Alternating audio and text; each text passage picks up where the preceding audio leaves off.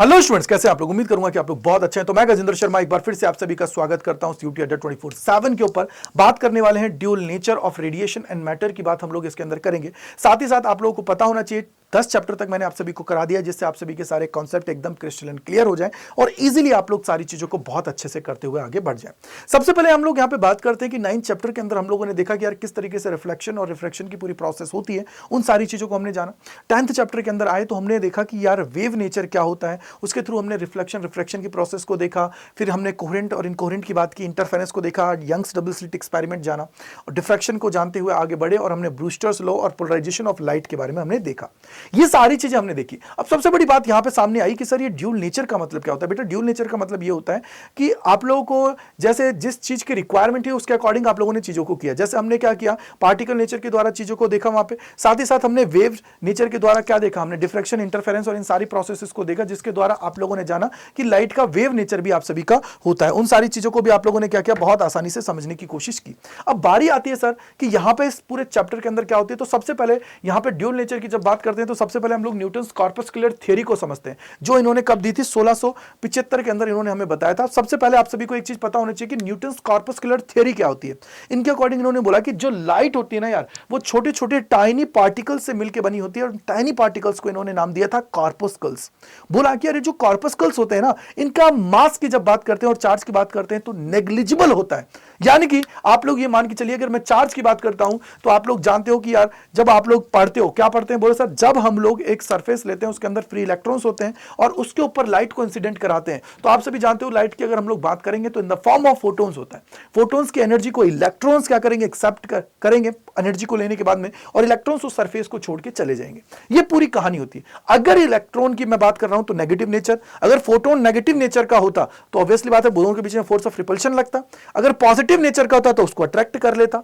यानी कि सर यहां पे एक चीज समझ में आ गई कि फोटोन्स की जब भी बात करोगे तो न्यूट्रल नेचर वो हमारा क्या करने वाला है, शो करने वाला है। ना तो वो पॉजिटिव होता है ना ही वो नेगेटिव होता है। अब सबसे बड़ी बात कि सर ये जो न्यूटन्स कॉर्पस्कुलर थ्योरी थी, इन्होंने बहुत सारी चीजों को बोला, हमने मान लिया। जैसे इन्होंने बोला कि जब ये ट्रैवल करती है हर एक डायरेक्शन के अंदर तो स्पीड ऑफ लाइट से ट्रैवल करती है हर एक डायरेक्शन के अंदर, इसको भी मान लिया गया। फिर इन्होंने बोला, इन्होंने इसके द्वारा रिफ्लेक्शन को बता दिया, रिफ्रैक्शन को बता दिया, और जो रेक्टिलिनियर मोशन होता है, जो रेक्टिलिनियर मोशन इनका होता है, प्रोपगेशन होता है लाइट का, उसके बारे में भी एक्सप्लेन कर दिया। लेकिन ये जो चीज को एक्सप्लेन नहीं कर पाए वो था इंटरफेरेंस। ठीक है जी। उसके अलावा डिफ्रैक्शन और पोलराइजेशन ऑफ लाइट है, उसको ये बिल्कुल भी एक्सप्लेन नहीं कर पाए। और चलो ठीक है, यहां तक भी बातें सही थी, लेकिन जो इन्होंने एक स्टेटमेंट दिया जिसके बाद में इनकी थ्योरी है उसको इनकरेक्ट बोला गया, वो ये बोला गया कि लाइट जो है ना डेंसर मीडियम के अंदर ज्यादा तेजी से ट्रैवल करती है as compare to rarer medium. अब यार आप खुद जानते हो कि आप लोग मेरे को कमेंट सेक्शन के अंदर बता के जाइएगा कि आप लोग एयर के अंदर, यानी कि जो जनरली रोड होता है उसके ऊपर ज्यादा से तेजी से ट्रेवल कर पाओगे, या फिर आप लोग पानी के अंदर ज्यादा तेजी से ट्रेवल कर पाओगे, तो ये कमेंट सेक्शन के अंदर जरूर बताएगा। तो इनकी जो ये थ्योरी थी बाद में इसको क्या कर दिया गया, गलत प्रूफ कर दिया गया। उसके पीछे का रीजन ये था क्योंकि आप सभी अब तो जानते हैं कि यार रेयरर मीडियम के अंदर स्पीड ज्यादा होती है as compare to denser medium. उसके पीछे का रीजन क्या होता है, अगर आप लोग जानते हैं तो मैं आपको बता भी देता हूं, थोड़ा बहुत नहीं जानते हैं तो देखो, आप सभी जानते हो म्यू इज इक्वल टू क्या होता है, सी बाई वी आप सभी का होता है, और वी की बात कर रहे हैं तो क्या हो जाता है, सी बाई म्यू।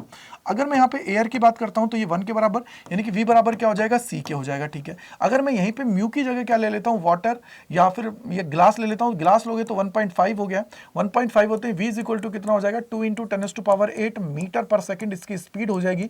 यानी कि सर मैं सीधा सीधा इसको एक चीज बोल सकता हूं, वो ये है कि सर यहां पे आपकी स्पीड है डेंसर मीडियम के अंदर कम होगी, लेकिन इन्होंने अपने स्टेटमेंट में क्या बोला कि स्पीड जो है ना लाइट की डेंसर मीडियम के अंदर ज्यादा होगी as compare to rarer medium. ये इन्होंने अपनी थ्योरी के अंदर बोल दिया, जिसकी वजह से थ्योरी थी बाद में क्या हुई, गलत प्रूफ हो गई।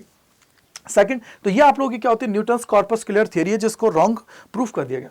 सेकंड, हाइगेंस ने भी चीजें बताई, इन्होंने भी बहुत सारी चीजों को एक्सप्लेन किया, लेकिन सबसे बड़ी बात यह थी कि इन्होंने यहां पे जो एक्सप्लेन नहीं कर पाए वो थे फोटो इलेक्ट्रिक इफेक्ट को। क्यों, फोटो इलेक्ट्रिक इफेक्ट और कॉम्पटन इफेक्ट की जब बात की जाती है तो उसको हम लोग पार्टिकल नेचर के द्वारा देखते हैं। इन्होंने रिफ्लेक्शन बता दिया, रिफ्रैक्शन बता दिया, इंटरफेरेंस बता दिया, वाईडीएससी को बता दिया, डिफ्रैक्शन, पोलराइजेशन ऑफ लाइट, सबको एक्सप्लेन कर दिया। सिर्फ ये फोटो इलेक्ट्रिक इफेक्ट और कॉम्पटन इफेक्ट को नहीं बता पाए।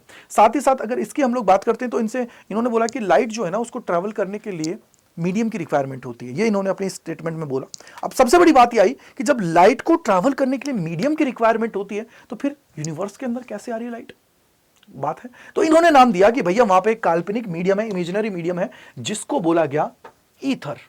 और बोला गया कि ये जो ईथर है ना, इसकी अगर मैं यहां पे डेंसिटी की बात करता हूं तो लो डेंसिटी होती है, साथ ही साथ अगर मैं इसकी इलास्टिसिटी की बात करता हूं तो इसकी हाई इलास्टिसिटी होती है। ये इसने काफी चीजों को एक्सप्लेन किया।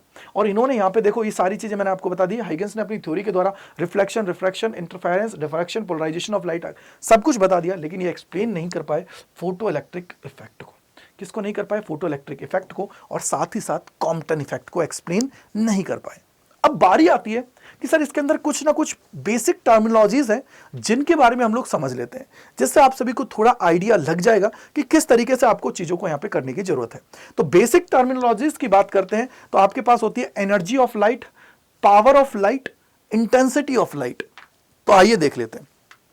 सबसे पहले हम लोग बात करते हैं एनर्जी ऑफ लाइट। तो एनर्जी किसकी होती है? फोटोन्स की बात कर रहे हैं। अब एनर्जी क्या होगा? E इज इक्वल टू क्या होता है बेटा? HF होता है। E is equal to HF। H हमारा क्या होता है? प्लांक्स कांस्टेंट होता है, जिसकी वैल्यू 6.63 इंटू 10⁻34 जूल सेकंड आप सभी की होती है। अब सबसे बड़ी बात की तरफ आइए। मैंने बोला सर अगर आप यहां से बात करोगे, देखो इसको याद रखना, मैं आगे जाके टर्म्स को यूज करूंगा कि energy is directly proportional to क्या है? फ्रीक्वेंसी। जितनी ज्यादा फ्रीक्वेंसी होगी उतनी ज्यादा एनर्जी होगी। और आपको पता होना चाहिए फ्रीक्वेंसी जो होती है ना वो क्या होती है? C/λ होती है, यानी कि frequency is inversely proportional to lambda.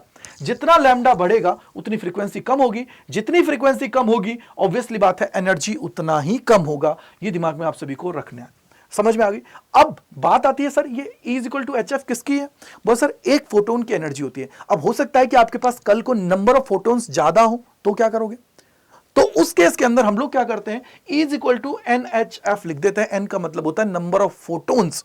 जितने भी नंबर ऑफ फोटोन्स हैं, एक की एनर्जी इतनी है तो उससे आप लोग उसको मल्टीप्लाई कर दीजिए, उतना आपका फोटोन्स की एनर्जी आ जाएगी। अब बात आती है सेकंड, मैं बोलता हूं क्या होता है? बोलो sir power of light. Power of light का what is the meaning of power of light? यानी कि पावर इज इक्वल टू क्या होता है? Energy divided by time. Energy divided by time. Energy कितनी है? अभी अभी आपने देखा कि अगर एक फोटोन की बात करते हैं तो E is equal to HF होगा, और मल्टीपल फोटोन्स की बात करते हैं तो E is equal to NHF हो जाएगा, और डिवाइडेड बाय क्या हो जाएगा? टाइम, यानी कि T। ये आपके पास हो गया। अब सबसे बड़ी जो सवाल आप सभी से पूछा जाता है कई बार सवालों के अंदर कि नंबर ऑफ फोटोन्स पर सेकंड मुझे बता दीजिए, नंबर ऑफ फोटोन्स पर सेकंड बता दीजिए। तो उसको निकालने के लिए आप क्या करोगे? N/T आपके पास है, तो इसको क्या करोगे? Power divided by HF, divided by HF, बात खत्म। तो N/T का मतलब होता है नंबर ऑफ फोटोन्स पर सेकंड। अब सबसे बड़ी बात एक और आई, अगर मैं इंटेंसिटी की बात करता हूं तो क्या होती है? इंटेंसिटी का मतलब ये होता है कि यार कितनी एनर्जी एक पर्टिकुलर एरिया पर्टिकुलर टाइम के अंदर निकल रही है, उस एनर्जी की बात कर रहे हैं। एक पर्टिकुलर एरिया और पर्टिकुलर टाइम के अंदर एनर्जी की अगर हम लोग यहां पे बात करते हैं तो एनर्जी क्या है? NHF है, अभी पढ़ के आए, इसको मैंने रखा divided by A into T. अब मेरे पास दो कंडीशन है, या तो मेरा सोर्स है वो फिक्स होगा या मेरा सोर्स फिक्स नहीं होगा। अगर मेरा सोर्स फिक्स है तो आप जानते हो कि उसकी फ्रीक्वेंसी फिक्स्ड होगी। H ऑलरेडी प्लांक्स कांस्टेंट है, A ऑलरेडी एरिया है, तो एरिया फिक्स है। ऐसा थोड़ी है कि एरिया आज ज्यादा हो गया कल कम हो गया फिर बढ़ गया फिर कम हो गया ना, ये भी है। इनटू टाइम की बात है। तो आप बोलोगे अगर ये सारी चीज कांस्टेंट है तो I इज इक्वल टू क्या हो जाएगा? Directly proportional to N। N का मतलब क्या है? Number of photons. यानी कि जब भी मैं इंटेंसिटी की बात करूंगा तो आपके दिमाग में ये होना चाहिए कि सर नंबर ऑफ फोटोन्स की बात कर रहे हैं, कि जितना ज्यादा नंबर ऑफ फोटोन्स इंक्रीज होंगे उतनी ज्यादा इंटेंसिटी इंक्रीज होगी। इंटेंसिटी अगर कम हो रही है तो नंबर ऑफ फोटोन्स क्या हो रहे हैं बेटा? कम हो रहे हैं। दूसरी चीज आपकी आती है वो ये होती है कि सर मान लीजिए मैं सोर्स को फिक्स ना करूं तो यहां पर हम लोग बोलेंगे सोर्स, यहां पर लिख लीजिए क्या बोल सकते हैं? बोला सर सोर्स नॉट फिक्स्ड की बात कर रहे हैं। तो सोर्स नॉट फिक्स्ड की अगर मैं यहां पे बात करता हूं तो क्या होगा? बोलो सर उस केस के अंदर आप जानते हो कि आपकी फ्रीक्वेंसी है ना वो फिक्स्ड नहीं होगी, उसके अलावा आप प्लांक्स कांस्टेंट है जिसको आप H से लिख रहे हो, एरिया है और टाइम है, ये तीनों के तीनों क्या है? फिक्स्ड है। ये तीनों के तीनों क्या होंगे बेटा? फिक्स्ड होंगे, ठीक है, लेकिन फ्रीक्वेंसी नहीं होगी। तो इसका मतलब I is directly proportional to किसके हो जाएगा? नंबर ऑफ फोटोन्स इनटू में क्या हो जाएगी? फ्रीक्वेंसी। याद रखिएगा ये, याद रखिएगा ये। इसकी जरूरत बहुत कम होती है आपको, लेकिन फिर भी पता होना चाहिए कि जब सोर्स नॉट फिक्स्ड है तो उस केस में क्या होता है? फ्रीक्वेंसी आपकी फिक्स नहीं होगी। उसके अलावा H और A और T की बात करेंगे ये तो फिक्स रहेंगे। क्यों? एरिया फिक्स है, टाइम फिक्स है, और उसके अलावा आपका प्लांक्स कांस्टेंट है वो क्या है बेटा? फिक्स्ड है। तो ये आप लोगों ने यहां पे देख लिया। अब बारी आती है सबसे इंपॉर्टेंट, जिसको आप लोग बोलते हो इलेक्ट्रॉन इमिशन। कैसे होता है इलेक्ट्रॉन इमिशन? आइए देखते हैं। यार देखो इलेक्ट्रॉन इमिशन की बात है तो मैंने आपको क्या बोला हुआ है, मैंने बोला है कि यार देखो आपको क्या लेना है, एक मेटल सरफेस लेना है। अगर आपने मेटल सरफेस ले रखा है तो अब हमको क्या करना पड़ेगा, बोला सर उस मेटल सरफेस की जब बात कर रहे हैं तो उसके ऊपर लाइट को इंसिडेंट करना पड़ेगा।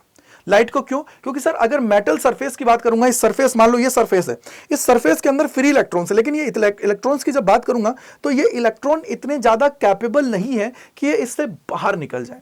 तो इससे बाहर निकलने के लिए इनको एक्स्ट्रा अमाउंट ऑफ एनर्जी की रिक्वायरमेंट होगी, और जब एक्स्ट्रा अमाउंट ऑफ एनर्जी की रिक्वायरमेंट होगी तो वो एनर्जी आपको कहां से मिलेगी, बोला सर बाहर से, लाइट से मिलेगी। लाइट का मतलब फोटोन से मिलेगी। ये क्या करेगा, फोटोन्स की एनर्जी को ऑब्जॉर्व करेगा और बाहर निकलेगा।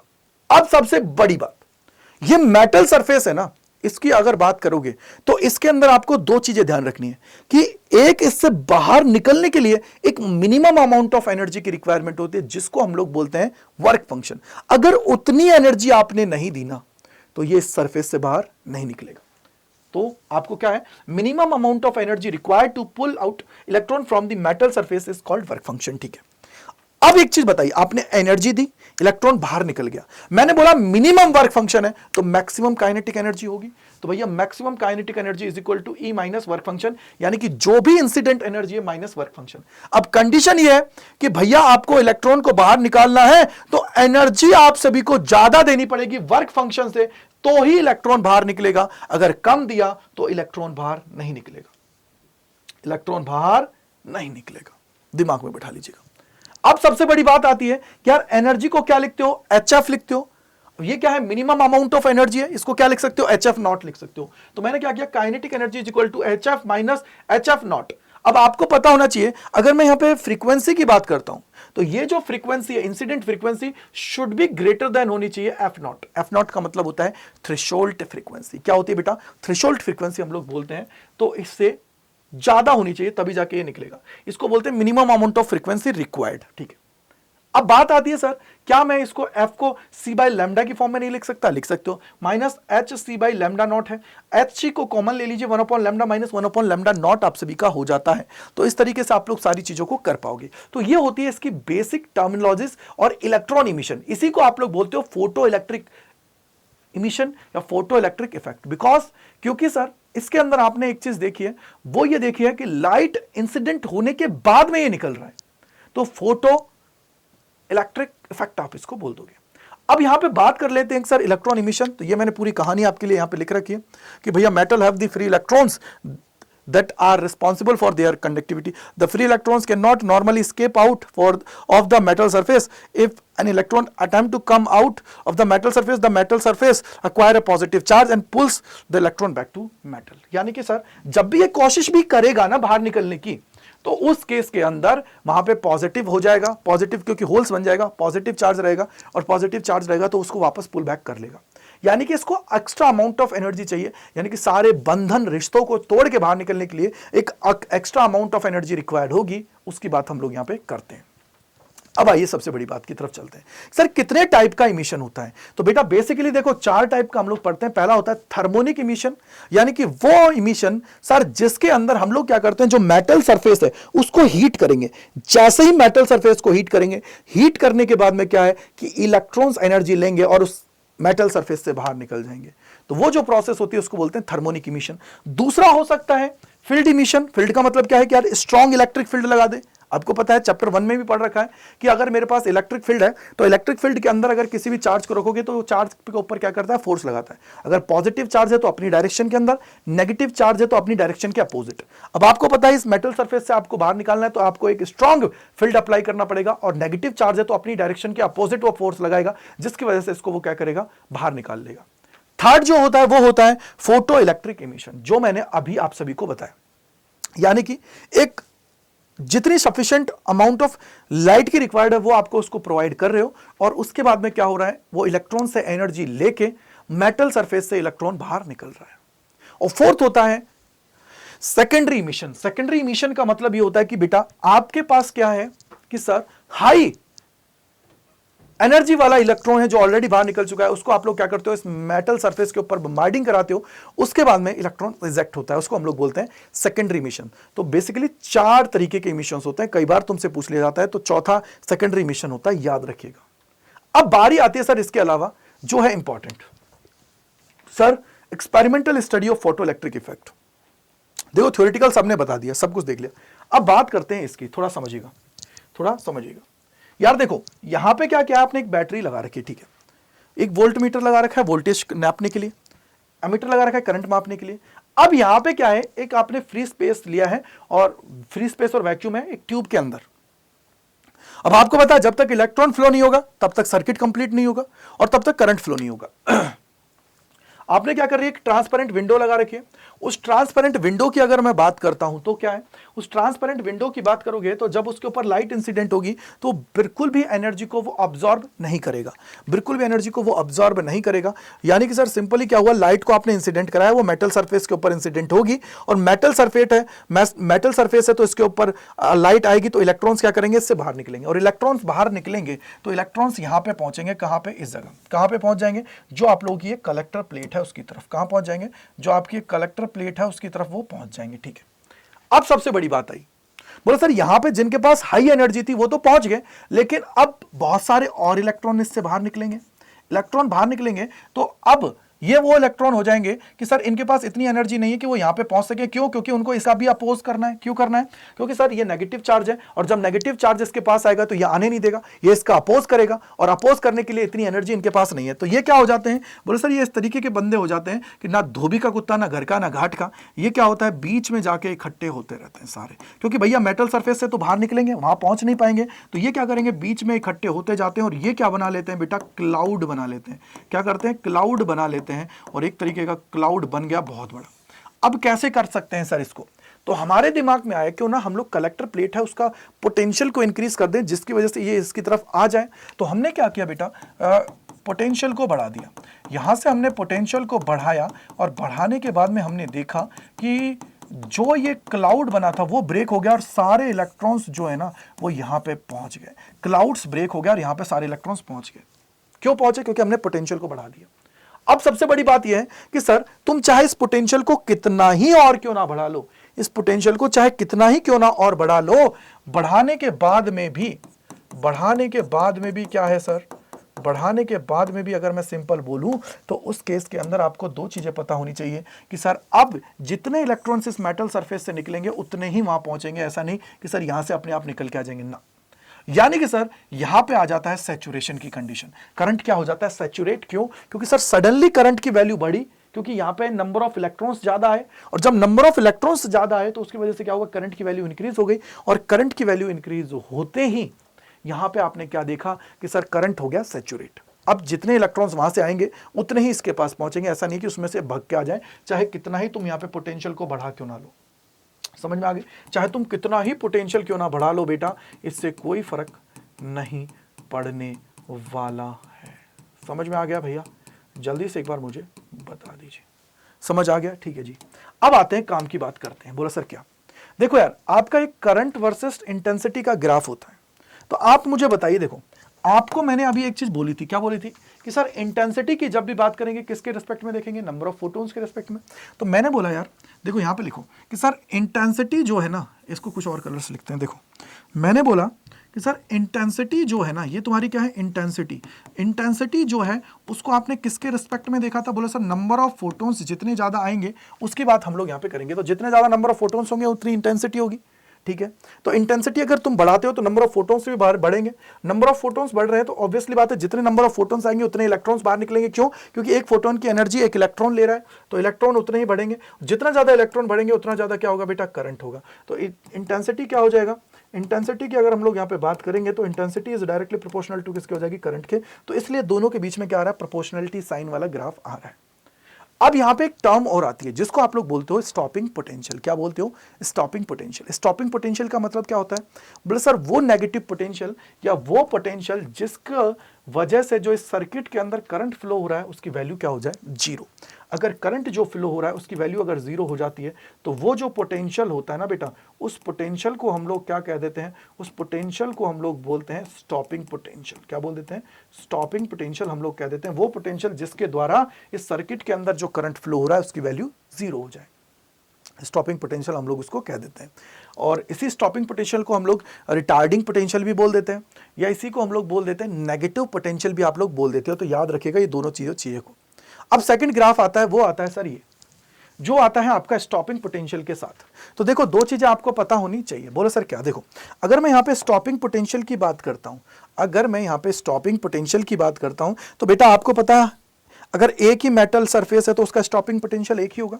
अब मैं यहां पे क्या करता हूं, देखो आपने पढ़ा, अभी पढ़ा था ना कि सर जैसे जैसे आप लोग वहां पे पॉजिटिव बढ़ाओगे वैसे वैसे करंट बढ़ेगा, और एक साथ जब क्लाउड ब्रेक होता है तो ये करंट की वैल्यू सडनली बढ़ जाती है और उसके बाद में क्या हो जाता है, सैचुरेट। अब हमने इंटेंसिटी और बढ़ा दी तो करंट की वैल्यू भी क्या करेगी, इंक्रीज हो जाएगी। फिर हमने इंटेंसिटी और बढ़ा दी तो करंट की वैल्यू क्या कर जाएगी, इंक्रीज कर जाएगी। अब आपको यहां पे पता होना चाहिए कि सर ये तो इंटेंसिटी का ग्राफ था, अब बात आती है सर ये स्टॉपिंग पोटेंशियल का कैसे करोगे। देखो स्टॉपिंग पोटेंशियल जो होता है ना, वो क्या होता है, बोलो सर स्टॉपिंग पोटेंशियल वो पोटेंशियल है जिसके द्वारा सर्किट के अंदर करंट की वैल्यू जीरो हो जाए।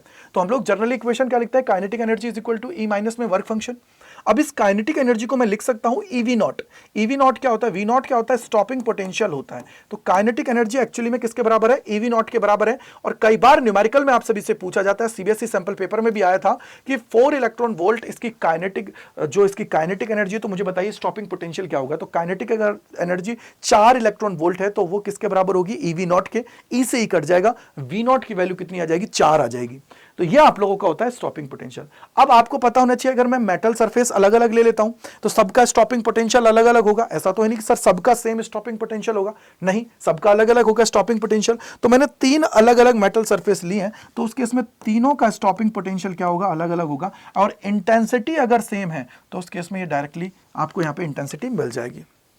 इंटेंसिटी अगर सेम है, इंटेंसिटी सेम है तो भैया मेटल सरफेस ही तो अलग अलग आपने लिए ना, हो सकता है किसी का स्टॉपिंग पोटेंशियल कम हो, किसी का ज्यादा हो, तो इस तरीके से आप लोग उसको देखते हो। अब यहां पे थर्ड जो आता है ना बेटा, वो आता है आप लोगों का स्टॉपिंग पोटेंशियल की बात आप लोग करते हो तो यहां पे फ्रीक्वेंसी के साथ आपसे कई बार ऐसा सवाल पूछा जाता है, तो आपको पता होना चाहिए क्या होता है। देखो आपने क्या देखा हुआ है, आपने बोला हुआ है कि सर अगर मैं वर्क फंक्शन की बात करता हूं तो work function is directly proportional to किसके होता है, बोला सर फ्रीक्वेंसी जो है, थ्रेशोल्ड फ्रीक्वेंसी उसके। क्यों? क्योंकि sir work function is equal to क्या होता है, minimum work function is equal to H F nought, और यहां पे phi nought is equal directly proportional to किसका हो जाएगा, एफ नॉट के।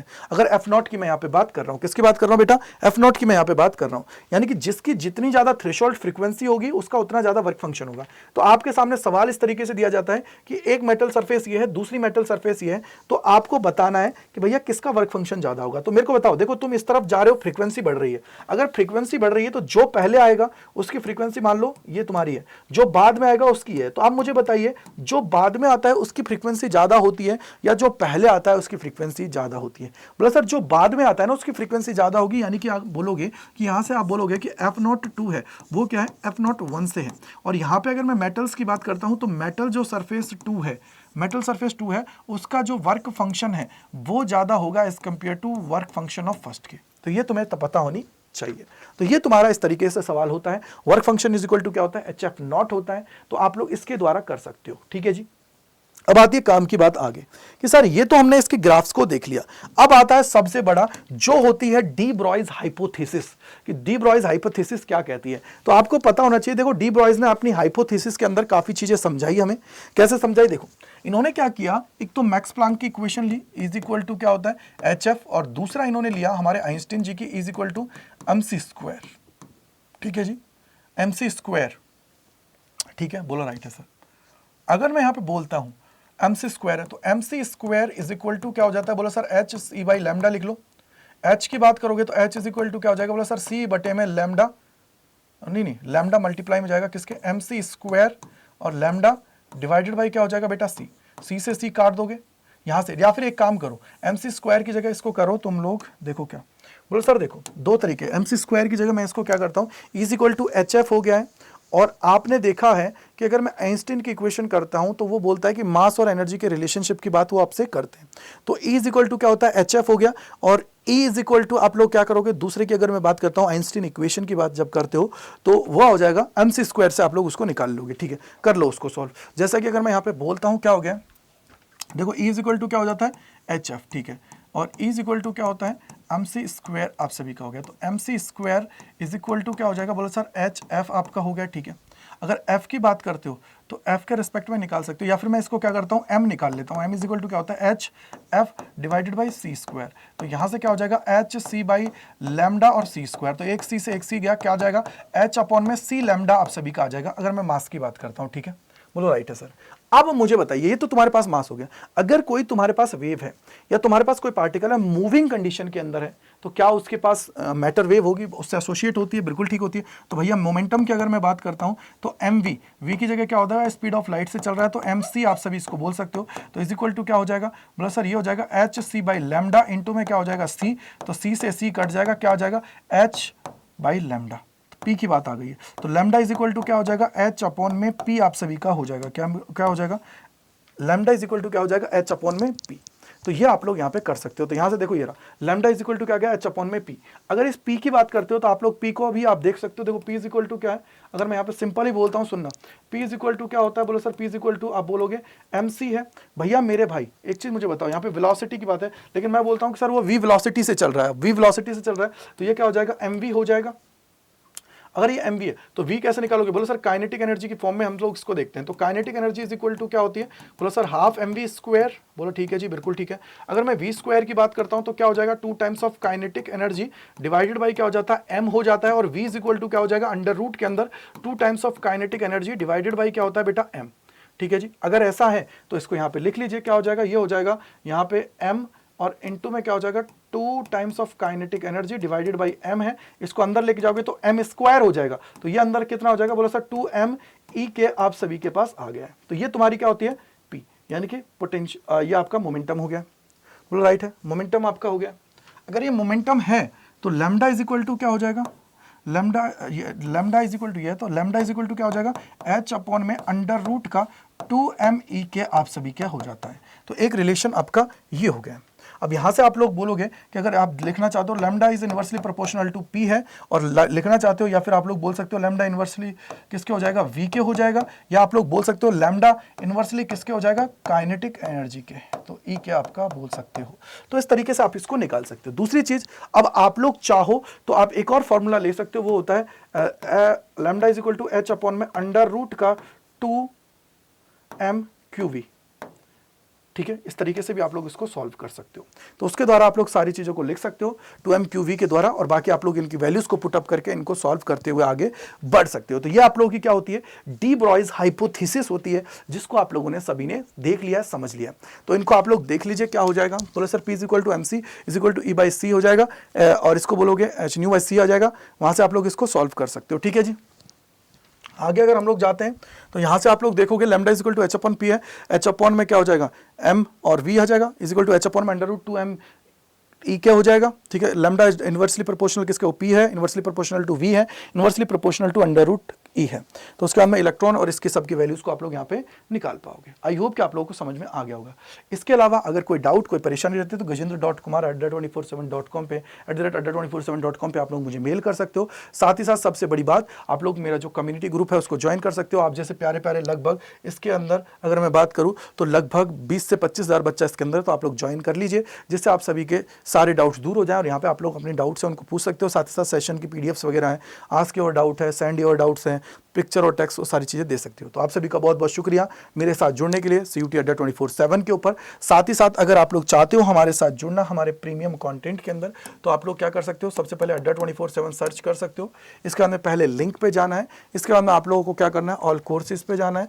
ऑल कोर्सेज के बाद में आप लोगों को क्या करना है, UG और PG पे जाना है। UG PG पे आप लोग जाओगे तो आप देखोगे साइंस के कोर्सेज यहाँ पे, महापैक यहाँ पे। तो मैं बोलूँगा हमेशा महापैक आप लोग लीजिए, जिससे आपके सारे डाउट्स दूर हो जाए, मल्टीपल बैचेस आपको मिल जाए। तो सबसे पहले कोई सा भी महापैक ले लीजिए, बुक या बिना बुक वाला। तो जाओगे यहाँ पे, आपको कूपन कोड लगाना है, जिसके द्वारा आप लोग एनरोल करोगे Y485, और इसके द्वारा आप लोगों को मैक्सिमम डिस्काउंट मिल जाएगा और आप लोग अपने भाई के साथ कनेक्ट हो सकते हो using the code Y485। I hope कि आपके सारे डाउट्स दूर हो गए होंगे। इसके अलावा कोई डाउट, कोई परेशानी रहती है तो कमेंट सेक्शन के अंदर जरूर बताइएगा। मैंने आपको बहुत क्रिस्प वे में सारी चीज़ों को समझा दिया, जिससे आपके सारे डाउट्स दूर हो जाएं। Thank you and bye bye to all. God bless you सभी को।